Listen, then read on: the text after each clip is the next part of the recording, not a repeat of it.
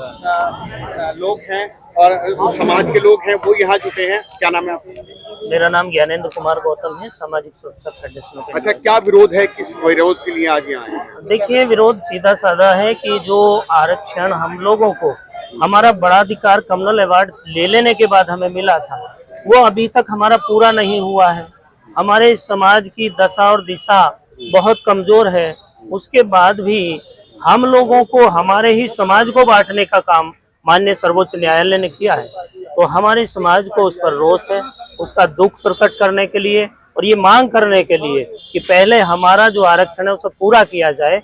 हमारे समाज को बांटने से अच्छा है कि हमारे देश के अंदर जातियों का वो सर्वेक्षण करें और जितनी जिसकी संख्या है उसको उतने अनुपात से उसका आरक्षण दे दें। हमें कोई आपत्ति नहीं है। उससे पहले वो हमारे आरक्षण को छेड़ने का जो काम कर रहे हैं वो गलत है। हमारे आरक्षण को संविधान की 9वीं सूची में डाला जाए ताकि इसके साथ बार बार खिलवाड़ ना किया जाए। अच्छा, मैंने यहाँ देखा, आपका क्या नाम है? अच्छा, अभी मैंने देखा कि कुछ लोग बंद के विरोध में भी आए। समाज के लोग आपस में कैसी टूट है? मतलब आरएसएस का षड्यंत्र है बेसिकली। भारत के जो दलित और पिछड़े हैं उनको विभाजन करने के लिए आरएसएस बीजेपी का षड्यंत्र है।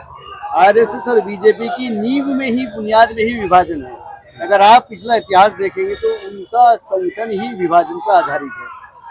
रही बात यही, वाल्मीकि समुदाय या जो भी समुदाय इस बंद का विरोध कर रहा है, तो उसमें क्या है, उनको इस बात का इल्म नहीं है, ज्ञान नहीं है कि वो विरोध क्यों कर रहे हैं इस बंद का।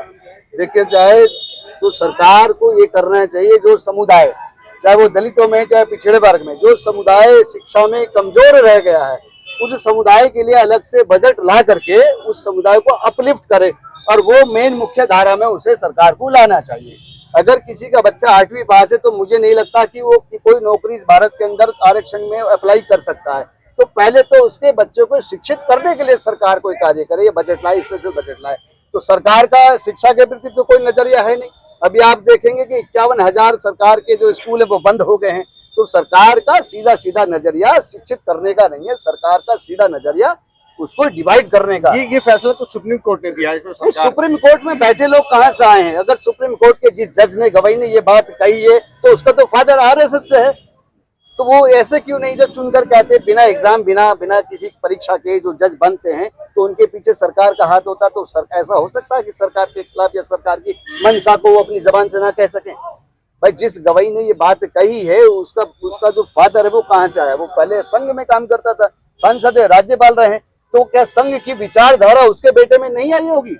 तो वो संघ की विचारधारा को सुप्रीम कोर्ट में संवैधानिक पद पर रहते हुए ये कर रहा है। अगर आप देखें, मणिपुर में देखें तो मणिपुर में भी हाई कोर्ट के जज ने क्या कहा था? मैती और कुकी, मैती को जो है एसटी का आरक्षण मिलना चाहिए। तो वहाँ आज 15 महीने से भी ज्यादा हो गया, वहाँ जल रहा है, पूरा राज्य जल रहा है, भारत कैसा जल रहा है। मांगे नहीं मानी जाती तो क्या करेंगे? मांगे नहीं मानी जाती हैं तो जिस तरह आज समाज की कॉल आई है और उस पर हम सब लोग इकट्ठा हुए हैं, इसी तरह से अगर मांगे नहीं मानी जाती हैं तो जो अग्रिम आदेश समाज की तरफ से होगा हम उस पर काम करेंगे। तो आप देख सकते हैं कि दलित समाज के लोग हैं और